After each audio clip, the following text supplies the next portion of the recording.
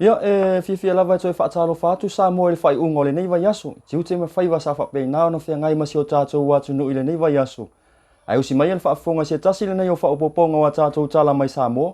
Mai le tau tua le Loabay mo le nei asa Faraile. Iwa o te se malua afe lua sifuru le lua. Ia tātou Tala to mua. E lua sifuru lima afe Tala le se leni ua tu ina aloa ia atu e tama tua i o kolisi o sangato Iosefo. Mai le tau sanga afe iwa se lau valu. Faatasi ai male kalapo le Pacific isi mani. Ua whaingoa ina o le taatia mai club. I Monike so soani ai i le tausinga. Ai mai seo ala tau por kalame fia faatino. O le afionga ia au mua ming lengwai. O le presidente o tamatuai o lea tausanga. Sa fai masui o le asosi e mamori lea mea alofa. O sa ili ngā se leni na o ina e sui o le tausanga ia feiva se lau valu. O loo au mau ini usila. Faatasi ai male so soani ma alosi ale pulisili. O le isi mane ini usila. Masamo nei, le afionga ia fai malo ala astawas. E le ititi le nganga o le whaafetai, na whaaleo ina e Monike, ona o le fōwa i mo i la tau. E leo se taimi mua mole nei, ua whaatino ina aile nei whaamoe moe, ma le naunau ta inga o loo iai, ia whaaua wina pea mo le lumanai. E luas furu lima afeta la fo i le fōwai, na tu ina atu mo tina mata mama tutua, o loo ile a aio mapu i whanga lele i vai lele, mai le tausanga lava ia feiva se lau valu.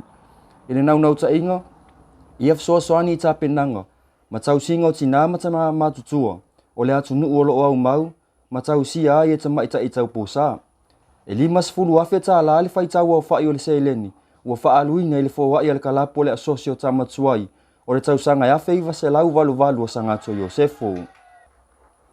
O le aso ata ea o le atapuni ai le pol kalame, o le sifuru ono aso e te atua i sauanga, e haafi ai tina mata maitai, ma ila toa ia afia ngatu mau o soifua, whaapea matama, ua whaingoa ina, o le malu i fale. O le aso fo ia ta iao e ato ia ile se fulu ono aso, talu ona whaatino ina maile a polo kalame, mo le sila fia o le vai aso ato lava le nei, le asa whaatauta ia ile whaamoe mo ile mo tele i sala whai mo se ulua i taimi, ile nau ta inga le mtanga luengo tina matama i tai, a fio anga manga fiso tai, ia o lava le fe auta ua i tua i nuuma fio anga, e pei ona whaanga solo ai i a fio anga, manu i tua i le vai aso atoa. E le ngata i le tu ina atu o le whaau ta ua mo le mamalu le atu nu. Ai ole au ina mai fo i o manatu. E mawhai ona toa e whau wai.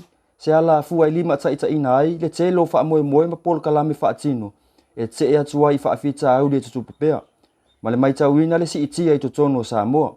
O le itu lai ono i le vavea o le aso ata e au. O le ata puni aloa ia ai lea wha moe moe i le maota o tina mata maitai i sa le lolonga. Inisi o tātou Tala, o le iai o Samoa i le nei vai tau o whāma matangi, ai meise o mafui e, ua awhi ai le atu nuu inisi o taimi, ua whautua ina ai e le taitai whono o le komiti o whaalawelawe tutupu whaafua sei, le tā ua le toa i taimi uma. O taimi whaape nei, e whaapapole ina ai le mawhau, ma le mautonu ai i whai unga whai, ai meise lava i tūlanga, i le whai tau ese no o le tau loa o le tsunami, e iai lava le popole, o le tua lalo le taitai whono, e tā ua le malama o le atu nuu i vaenga ese o whaasala launga mo ni whaalawelawe whaafua sei. Ia aua na ipopole vale, ma tupu ai se whaalawelawe sa le i mawhauwina. Ona o le silfia atu atoa o ia tūlanga tā ua. O loo whautua ina mai pea ele ofisa o le tau, e ala i tala o le tau i lunga o penga ta whailangi, le atu nuu i timunga mamafa.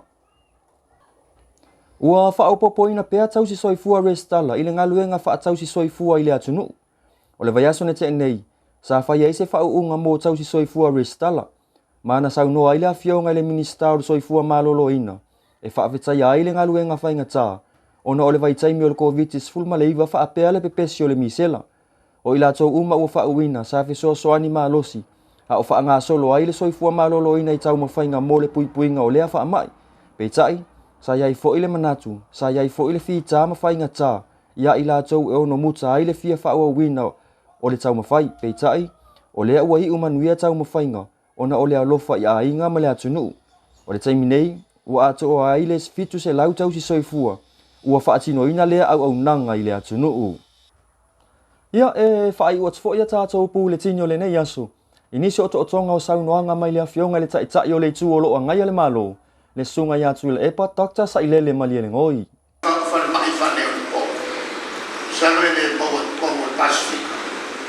mai le mo tu mo. Te fa si fa tu whanma ina nā. Ere fisoasoani e seina. A wāne tātou University o UF.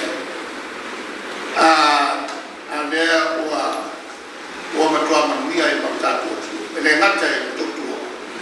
A toi whafo atoa. O le whanma i kusi. Ia e le ngata i lea. A si tia maurunga. Mo se ua teini. Ua tufa tua e fo mai. I whanma i tua. Whaitu maro. Le ngata i lea whawhai mo fia fisota ina. Tēne whawhavi. Whai mo fia e o le sota i whanma i sara whai. Lofo tas. O le tātou au mai. Ako tonga e tēne whanau maro. Le ngata i lea whawhai mo fia fisota ina. Tēne whawhavi. Whai mo fia e o le sota i atua pia i whanma i sara whai. Lofo tas. O le tātou au mai. O whalako tonga e tēne whanau maro. E headquarter i Samoa nei. E pei o le spread. E matau tau si manga. Mō le tulangi atoa lea koe Samoa. O pesa plus. E tulanga whatau inga. Ia whapefo e ma le whanapotonga lea o le TCU o le vaima lea nato te e vaia e le tulanga soringa tula fono e tutonu Pasifika lea ua loket matsamo nato te mata tuina ia transnational crime unit. Lantou te mate tuina so ni ngatu la fono whanga malo. Mali poti mai dato malo, mai sifo malo. O le Pasifika. O isi whana potonga ta peo ADP, World Bank. Ia whapefo i ma le vaina le e vaia me tau malaina. E kwesi ni tono le Pasifika. O le foi koe nei pe o silafia. Ia le polisi maurunga na Australia. E a oa aia tātou tamu whanau ma award i ai. Certificates. E tu sia e lava le upu o tu spasi Australia. E maurunga ai le avanoa e mawaila tu ngā nuenga pe amlana whafo. Ia whapefo e ma le whalapu tonga pilon. Whalapu tonga ia mo ia umar Pasifika o le foi i tono Samoa. E le ngate lea le foi o lo Cape mai i Samoa o le kulenga o le University o le Pasifika lea o i tono Samoa. Le ngate nai a moina. O nai a moina le whatuatuanga. Whatuatuanga o Samoa. O le atunuku e watu ai tono i lei. Tonu whai o malo. E whatuatuaina. E atunuku le Pasifika te le lopo lani tulanga. Lea ua ta oto e nei. Ia tātou malo taru o na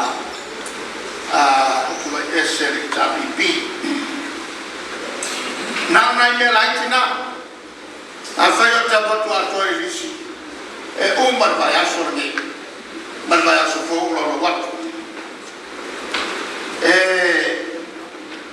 Na nai mea laiti e na whamanatu ai. Le lasio ati nai. Mga nuenga sa tātou whatino ina. E vai na whau whaina nei. E awai, au na tātou tue tāpena pena. Mon whamarosia ati o lango.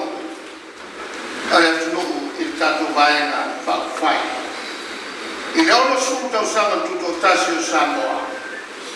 Ono sami nei e whati. O le whati furu o le ono suta o sama. Sa whatau tai e le vaenga whai nei.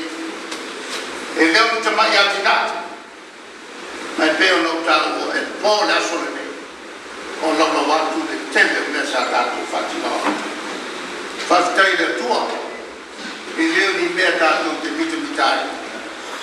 Ana tonu atangi ai. Musu sumalilo mele na ko ina. Wata fa mai ta tu tanata. Fatino ai ya mea. Mai nei ta to fo te ina. Ave per di ina ne tua. Nei amata mea ma fo fo mo le sa ta to o nai. E fatino. Ia o le nasi o to tonga inisi o tūlanga o mea o tutupu isi o tātou atu nu i Samoa nei molo si la fia. Mai le tau au auna ia Vincent Ulungia, mai le Loabay Samoa, manu te le ina le whai unga le nei vai aso, tātou toi whailo a i le vai aso fau, whawhetai tele le mafuta mai, wha soifua ia.